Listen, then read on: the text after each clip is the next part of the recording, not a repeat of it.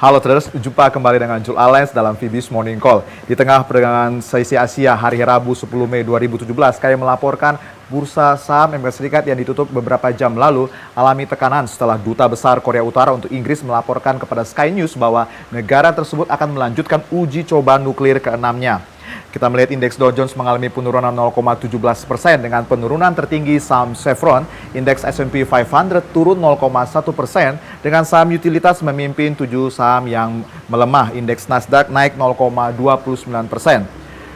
Namun untuk perdagangan bursa saham Asia pagi hari ini justru bergerak kuat ditopang terpilihnya calon Presiden liberal Moon Jae-in dalam pemilihan Presiden Korea Selatan menggantikan presiden sebelumnya yang terlibat skandal. Indeks Nikkei mengalami kenaikan 0,42% sekalipun posisi yen sedang menguat terhadap dolar. Indeks ASX 200 mengalami kenaikan 0,33%, lalu indeks Kospi naik 0,19%. Dan dari pasar komoditas, harga minyak mentah mengalami penurunan, tertekan beberapa sentimen seperti kekhawatiran melambatnya permintaan minyak global, lalu meningkatnya dolar Amerika Serikat, dan juga peningkatan produksi minyak mentah Amerika Serikat yang telah mengejutkan kepercayaan investor terhadap kemampuan OPEC untuk menyimbangkan pasar. Harga minyak mentah WTI mengalami penurunan 1,2% ke posisi 45,88 US dollar per barel.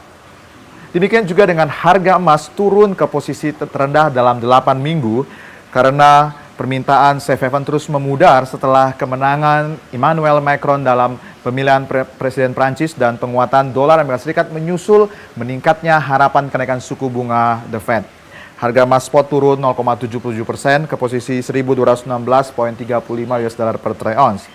Dan dari pasar falas, dolar Amerika Serikat pagi ini alami profit taking setelah perdagangan sebelumnya rally 2 hari berturut ditopang positifnya data ekonomi serta ekspektasi kenaikan suku bunga The Fed. Namun sentimen yang menjatuhkan dolar Amerika Serikat pagi ini dipicu pemecatan Direktur FBI oleh Presiden Amerika Serikat Donald Trump. Sehingga banyak mata uang global mengalami rebound seperti euro terhadap USD naik 0,22% ke posisi 1.0896, pound sterling terhadap US dollar mengalami kenaikan 0,13% ke posisi 1.2950 dan yen mengalami kenaikan 0,15% ke posisi 113,81.